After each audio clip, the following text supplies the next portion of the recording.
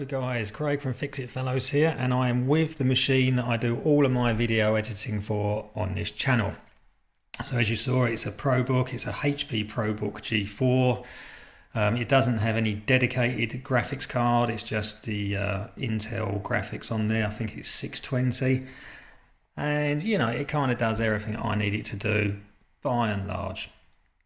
What I'm having trouble with is charging. So at the moment we are, where are we? We are on, come on, focusing camera. 48 minutes to a full charge. Let's see if I go on that. Battery's at 55%. It will only charge to 80%. That orange light no longer changes to a white light. Now that kind of suggests maybe battery deterioration, but what I also would say is that I was having some issues where unless I put the charge plug here in a very particular position, it wouldn't charge at all. So maybe it was a problem with the charge lead, but that's been eliminated because I've used this charge lead on another HP device and it works perfectly fine. So maybe it's the charge port itself getting a little bit bent out of shape in there. Maybe that is what's preventing the machine from fully charging to 100%. So what I'm opting to do is I have got myself a new charge port cable. That cost me about £7. And I am going to install that and see whether it makes any improvement before I bite the bullet and buy a new battery. Right, okay, in order to replace this jack plug, my understanding is that we need to remove the keyboard, remove this top plate here, which I think they refer to as the palm rest, and that will give us access into there. In order to get the keyboard out, we've got to go in from the underside and do some bits and pieces. And I shall be making use of my Yinsan Precision Multifunction screw set, because that has every conceivable bit that I think I might need, along with some,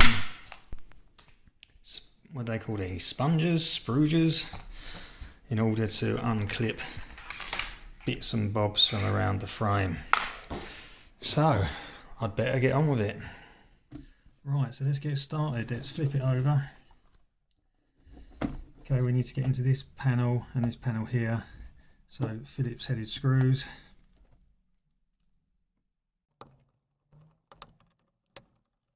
Unclip the panel. Okay, it reveals the hard drive. Sometimes there might be screws in there to hold it in place.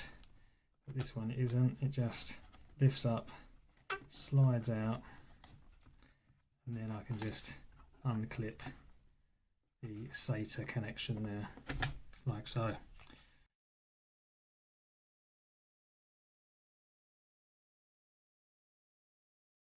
Okay, so there is a screw there that needs to be removed.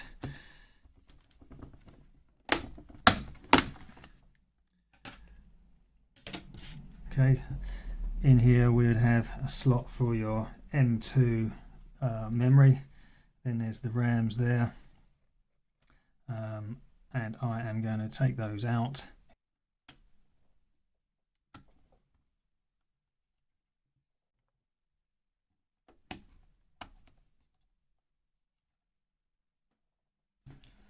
Okay, so it's Phillips head there.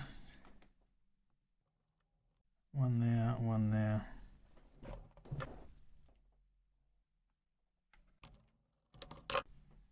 Okay, so you see that one's got quite a large head on it.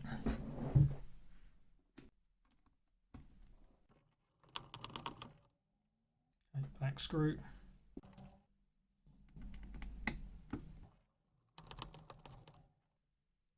Another black screw. Okay, now we can flip it back over.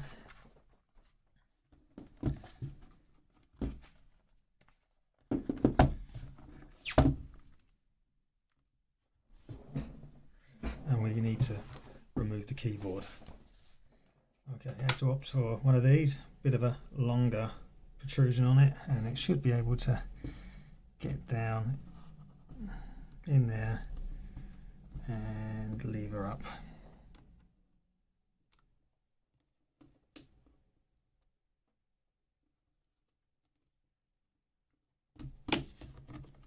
Okay, so it's starting to come up. Let's place some things under there to keep that bit up.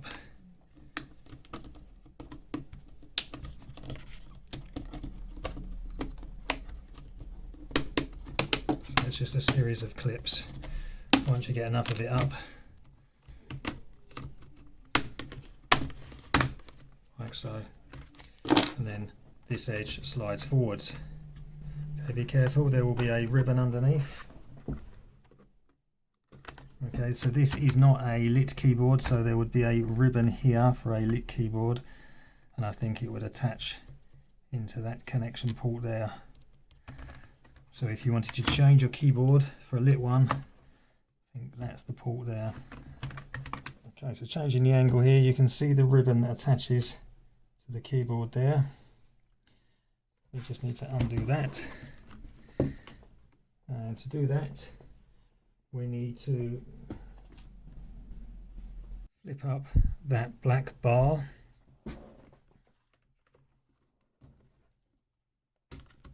Like so, and then the ribbon comes out.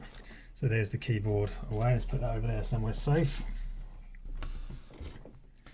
So now it gives us access to the remaining screws that need to come out on here. Okay, we now need to remove 6 Torx headed screws. There are 1, 2, 3, 4, 5 and 6.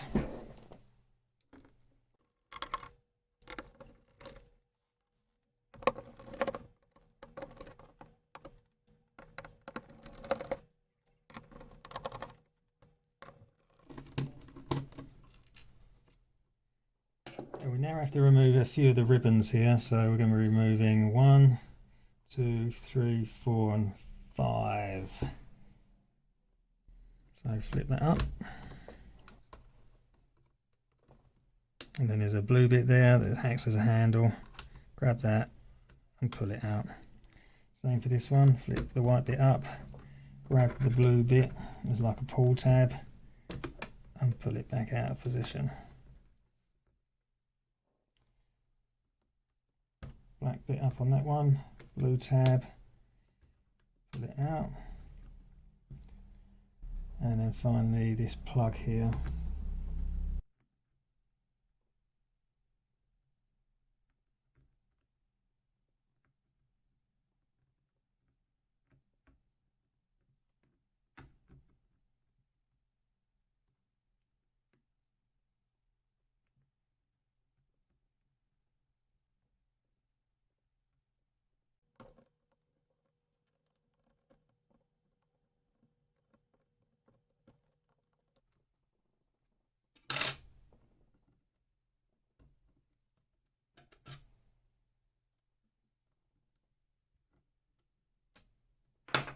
Okay, right now we need to take out the multitude of screws that holds the back cover on, so we'll shut that down, flip it over, and you'll see a load of screws around there, all got to come out.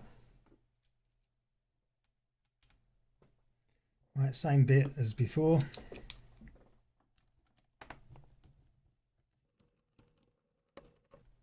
Okay, these are silver ones, so not to confuse with the black ones that were under the keyboard.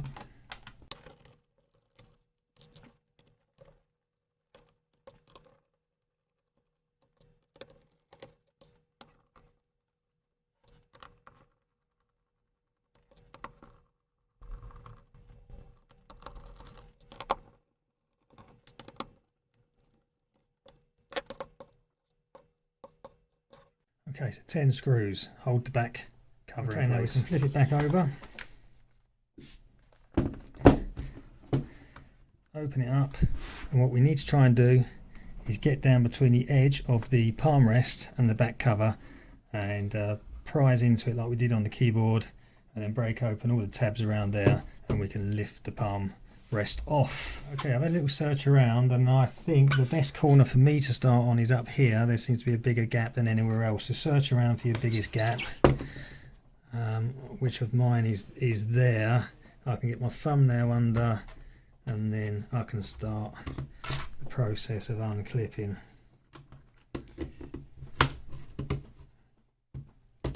See? And then keep putting little bits in. And it's just a question of going all the way around and releasing it.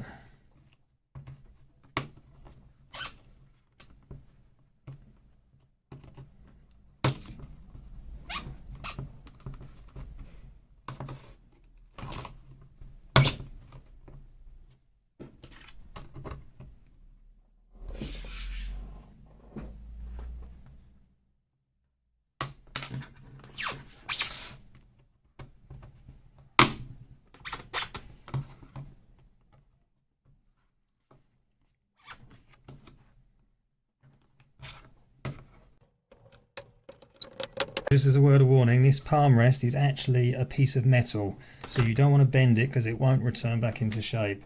You really want to be bending the plastic back cover, if at all.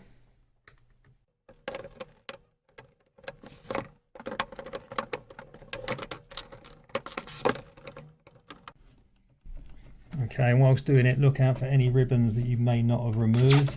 So I've spotted one there. The ribbon is attached to the back of this bit. And if I was to lift it up, it might tear that. So there's one more ribbon there, so keep an eye on that.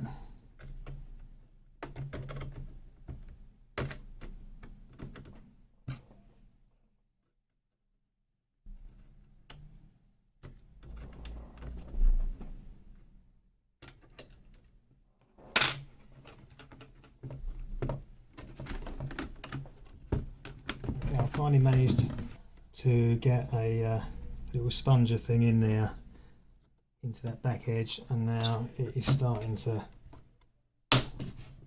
lift away. The back edge was the most difficult, I will not deny that. Now then, lifting this very gently, making sure all ribbons are removed. Yep, there we go, that can come away. So that's your trackpad there. So if you needed to change your trackpad, you'd need to get this palm rest off to change that. Likewise with your fingerprint sensor, power buttons and your Wi-Fi and volume controls up there. Put that somewhere gently. So now we have access to the main board, and if needs be we could change the battery. There we go, so that battery is from September 2017, so I may yet have to change that. It remains to be seen. So to remove the battery, it's a hard terminal there. Yeah, anyway, so we're looking for the power jack, which is over there. Similar to that one by the hopes and looks of it. Yep, so looks like it has, what does it have? It has a very short ribbon on it. A much shorter ribbon than the one I've got. Right, well okay, it turns out that there's the original cable. Okay, what's that, about 3 centimeters? There's the one I've acquired, and it's too long. That's also 8 wires, and this is only 7. So turns out I need an 853905S, F or Y 7A. And thanks to our friends Amazon, I have one coming tomorrow. So this can all stay here for now until tomorrow.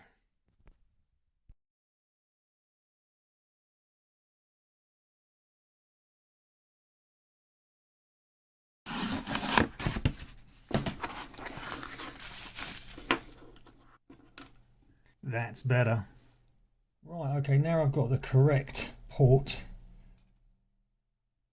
Let's get the old one out. So there's 2 Torx head screws there, so let's get those out. Let's get the first one. That's one. And that's 2. Let's put those over there safely. Okay, so if you keep, it's all part of the hinge mechanism, so if you keep it held down and shut the screen and then open the screen, and it takes the bracket up with it, and then using a little flathead screwdriver, just prise this little tab back, and it allows us to lift out the original charge port. So the new one goes in as the old one come out. So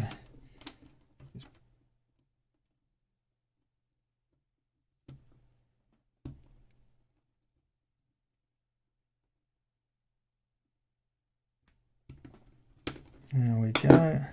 So that's in. Now we just reposition the cable so it was bent in a U-bend fashion there. Let's get it plugged in. So we add the red wire to the right. So let's offer that onto the there we go, the plug is in.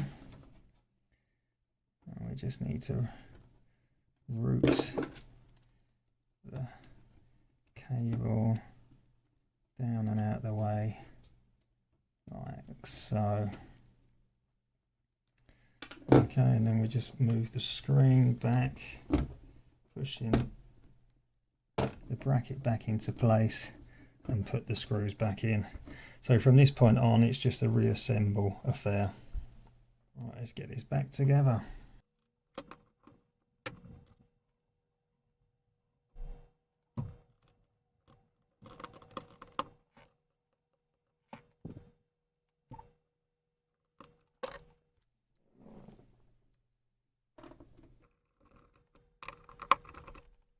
Right, okay, so on the machine here, you'll have a, see there's a hole there. One of these screws passes through from the underside and comes up through there. Okay, now that screw would secure to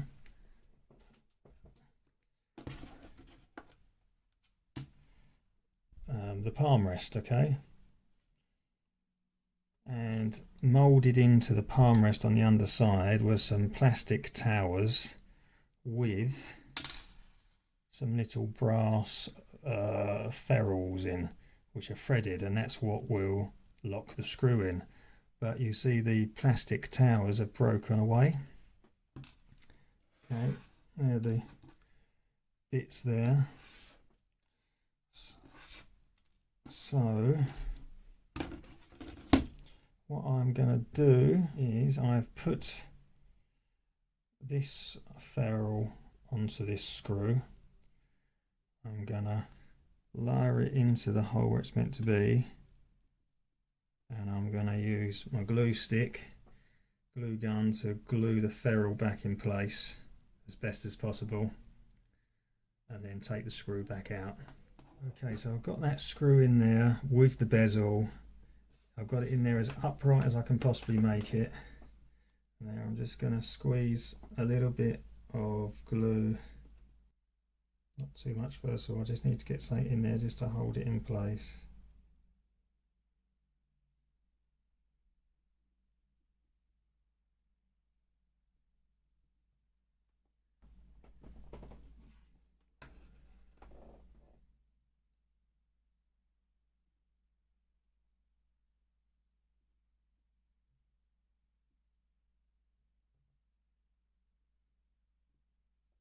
Okay, I'll let that go off. I'll be doing the other side as well. Okay, and there we go. I've got the screw and bezel in on the other side as well, so there was a bit more of the plastic tower remaining, so it was easier for me to get the screw more upright. So the glue's just gone in there. We'll let this stuff go off hard before we think about taking out the screws. As you know, this hot glue stuff takes a few hours to go off properly hard, but yeah, we'll leave that for the time being. So there we go, I can take that screw out of there now. Okay, as it comes out, it leaves the bezel behind.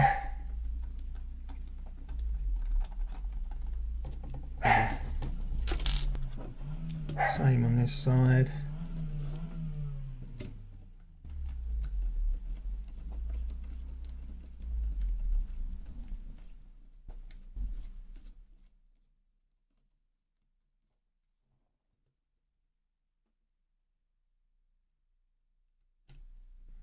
Okay, so you see the bezels, ferrules are still stuck in there, and now we can look to put this back together. Right, okay, as you probably remember, the back edge come out last, so it will go back in first. So we offer it over there like that, and we push it down into place.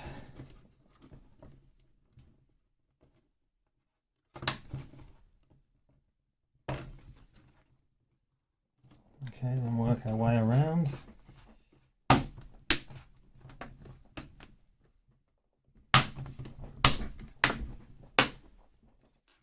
we go.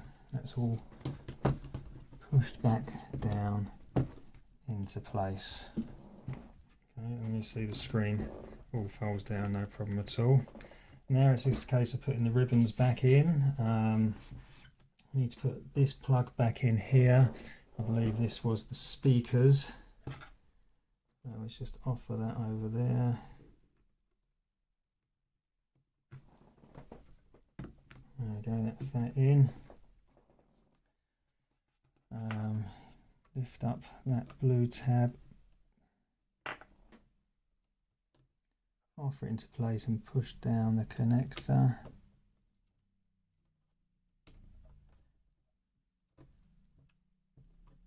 Okay, that's that back in. And then this one I believe is for the fingerprint scanner, so get the blue tab.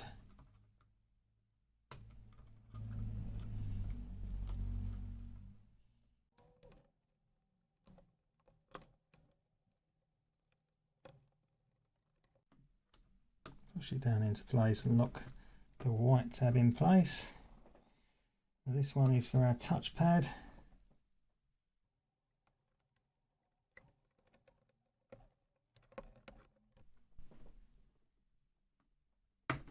Lock it into place.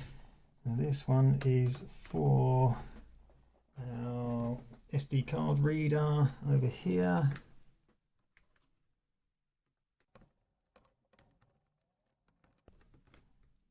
Okay, and then this one here, I believe is for, might have been for one of the USB ports on the side here, possibly.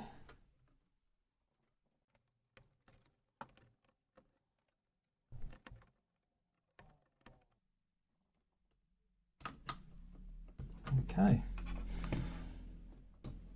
so they're all in. We can put these screws back in here now. Okay, now we can put these 1, 2, 3, 4, 5, 6 screws back in here.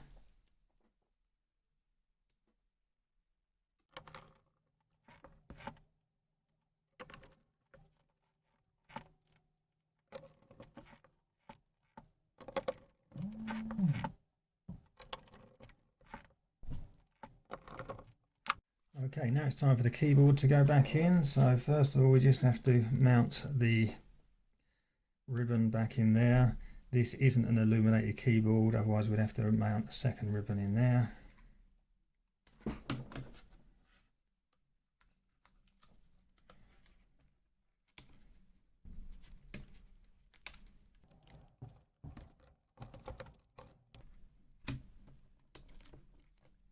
Okay.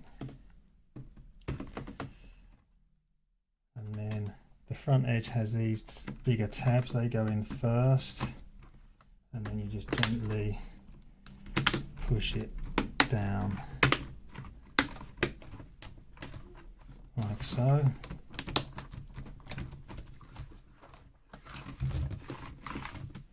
Okay, now it's time to flip it over. We need to put the screws back in to secure the keyboard.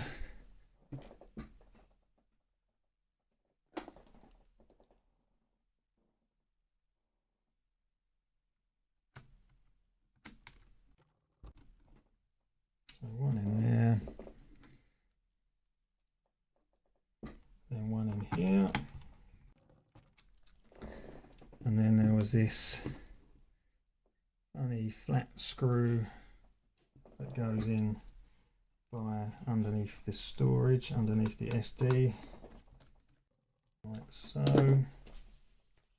And we've got to put in all the screws around the edge.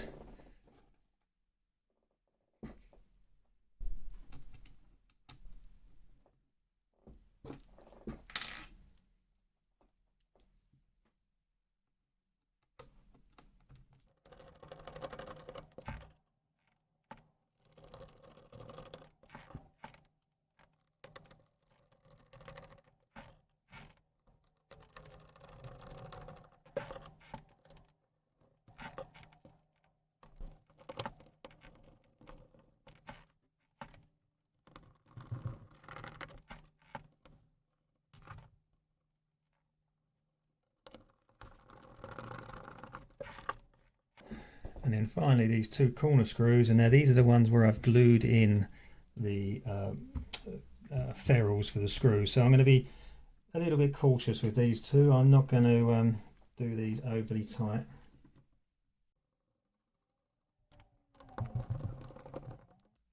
There we are. Okay, time to put the rams back in.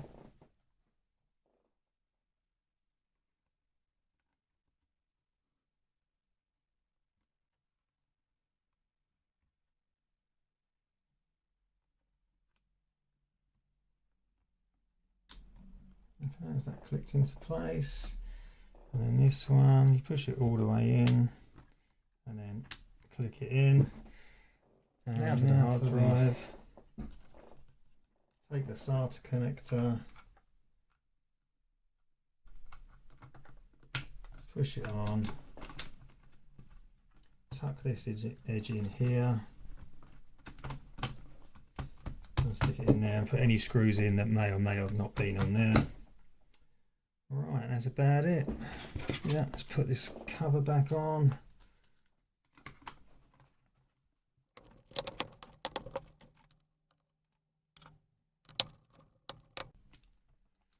And finally the cover for the RAM.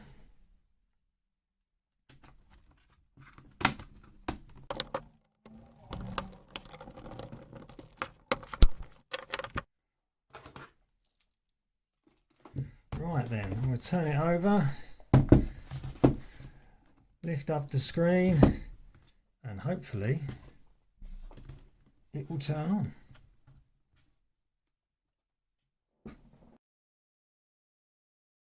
Right, okay, that was a bit of a scare. When I powered it on, nothing happened, but I had a very dim light on the power button there. So yeah, I was a little bit worried there for a while. However, what I did is I pressed and held this power button for maybe 30, 40, 50 seconds, whatever it takes, and it does a hard reset. Okay, that then turned the power off. I then flipped it back over, and I actually took the RAM modules out and put them back in, and then it powered up fine. So it wasn't quite happy about something, but a little reboot sorted it out. So as you can see, look, it will now power on.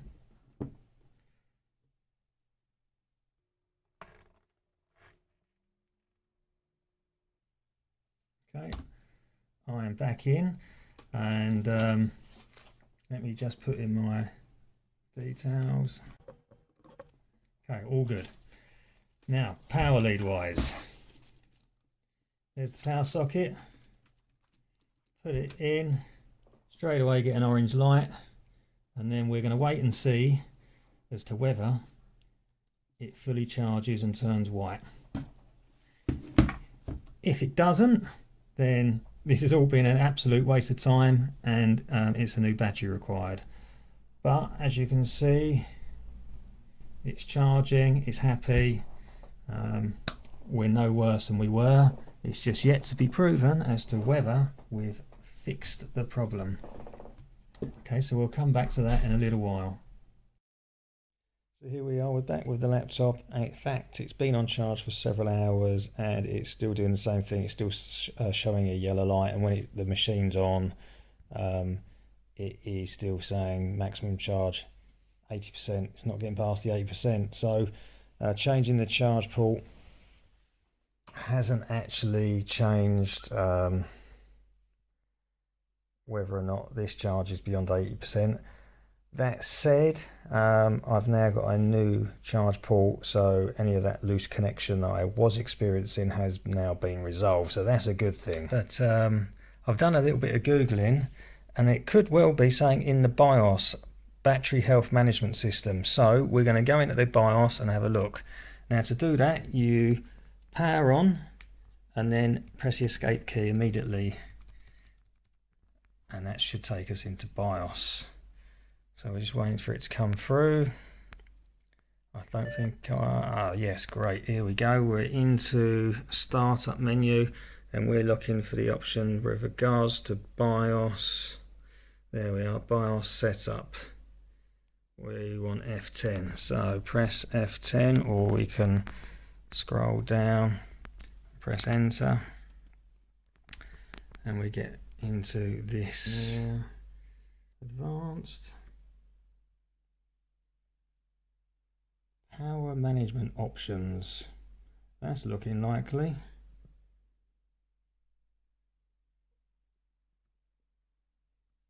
Okay,